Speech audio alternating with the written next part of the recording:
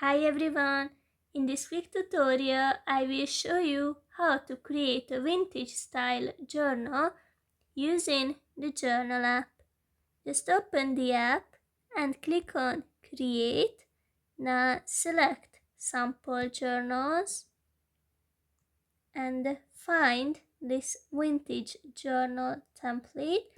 Click on it and then tap Use this journal.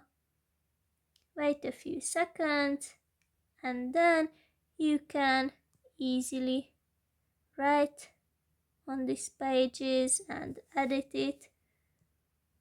If you go back to the main page, you can see that your vintage journal is right here, so you can access it anytime. That's basically it. I hope it helps.